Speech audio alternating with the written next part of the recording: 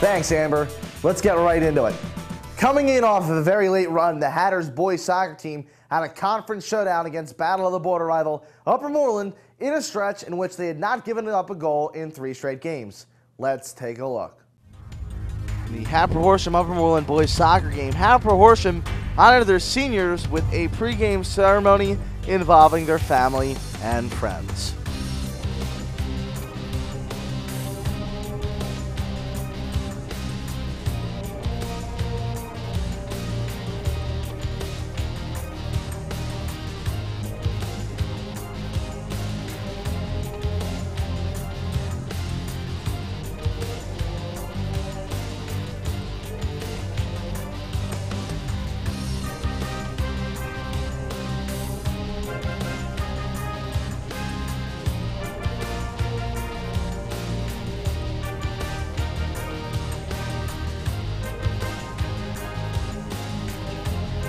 In the first half of the game, it was an even matchup until freshman Danny Bateman came up big, scoring his first goal of the night against Upper Moreland, giving Hatboro-Horsham the 1-0 lead in the middle of the first half.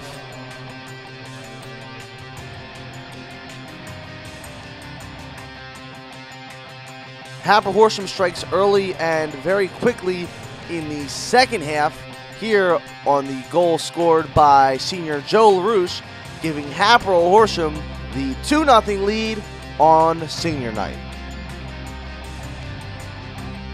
Stephen Doney on this excellent block here, preserving the shutout yet again for Hatboro-Horsham.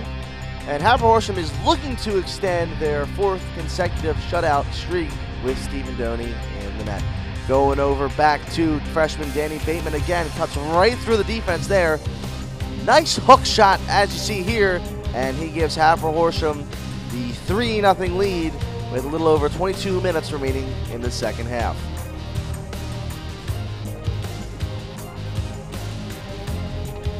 Still in the second half here, Danny Bateman with the assist from his older brother Colin Bateman gets his 3rd goal of the game, the hat trick, and gives Hatboro-Horsham yet another goal on the board, making it 4-0. In the second half. See the setup there, beautiful setup there by Colin Bateman, and Danny Bateman coming in on the right-hand side, giving HH the 4-0 lead. Hatboro-Horsham defeated Upper Rollin 4-0, moved up to 10-1-2 overall, and tied up Dublin with the 7-0-2 record in SOL play. Congratulations, gentlemen, with your 4th consecutive shutout. The boys soccer team would make the PIAA Quad A playoffs. However, suffered a first-round loss against Owen J. Roberts. The boys finished with an overall record of 12-4-3, with a 9-2-3 American Conference record, their best in several years. A Hatboro-Horsham tradition for all sports teams is to have a pink game to support breast cancer awareness. Early in October, the Lady Hatters soccer team held their annual game against conference opponent Wissahickon in a very tight match. Lady Hatters varsity soccer team took on the Wissahickon Trojans in their annual pink game.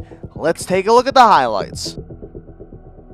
We start off with Wissahickon's Alexis Smith as she gets the first goal for the Trojans in the 14th.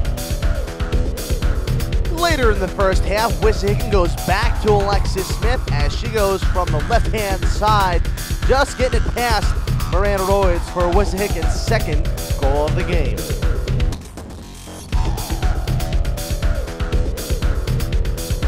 Extremely late in the second half of the game, Hatboro-Horsham would get on the board with this goal by Lauren Kim.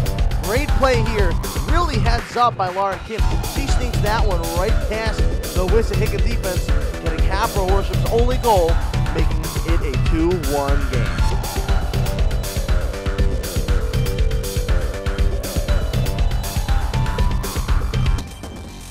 The Wissahickon Lady Trojans defeated the Hatboro-Horsham Hatters 2-1 as Hatboro-Horsham falls to 5-6-3 in Suburban 1 American Conference standing.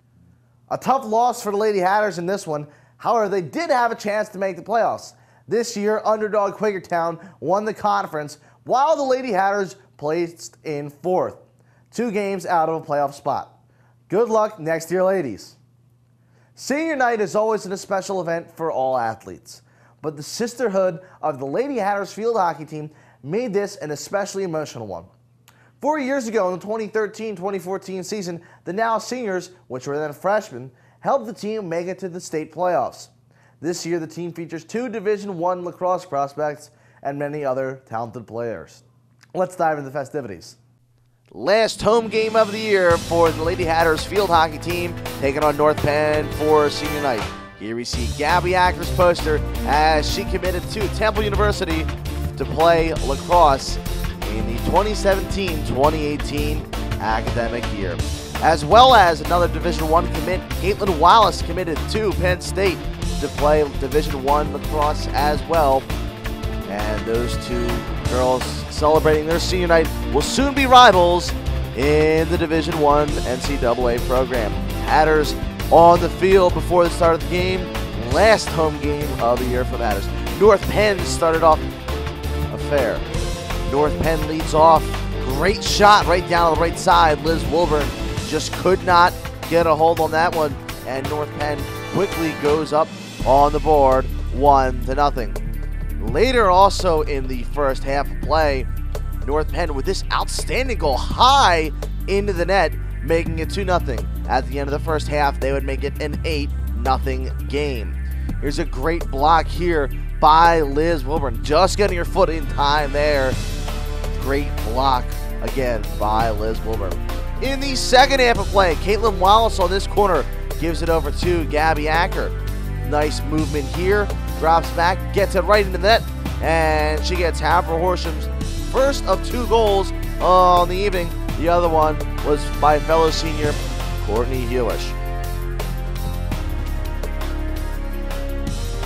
Again, the final score for this one, North Penn 8, Hatboro-Horsham 2.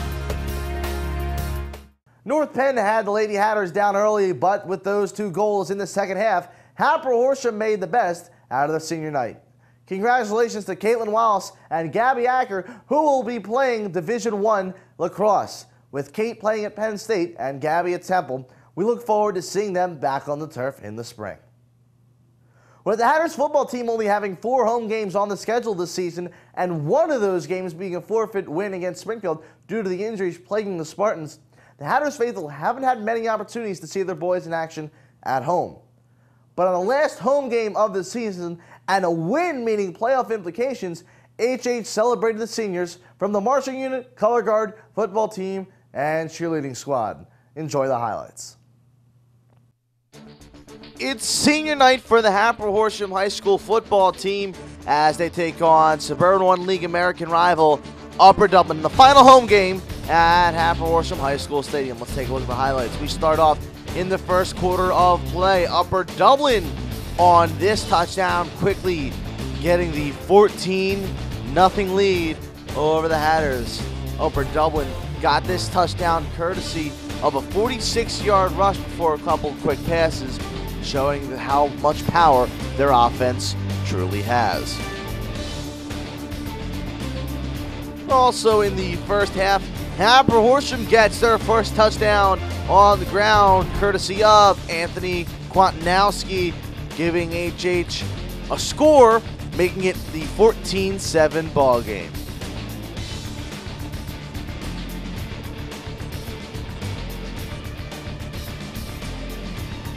The Hatters offense was led by Chris Edwards, as on this play, he finds traffic, drops back in the slot, clears 37 yards in the air to find Brandon Cruz. Ball would be spotted on the 2-yard line. Good job by Brandon Cruz keeping that ball in bounds.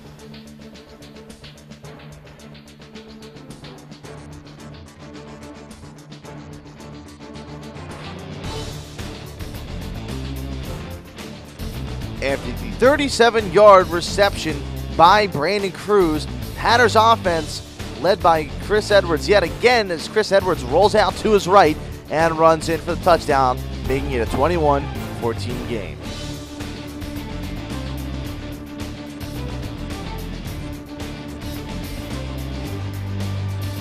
Late in the third quarter, Upper Dublin's Naeem Huff runs for this 46-yard touchdown and gives the Upper Dublin Cardinals the 28-14 lead.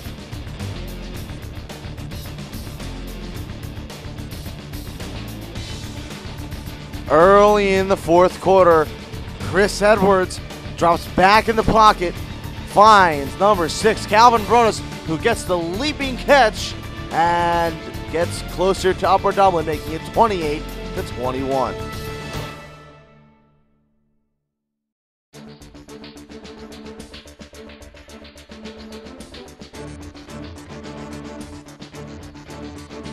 And unfortunately, in the fourth quarter, Upper Dublin put up 14 points, starting with this touchdown here, putting the Hatters down again into a 14-point deficit.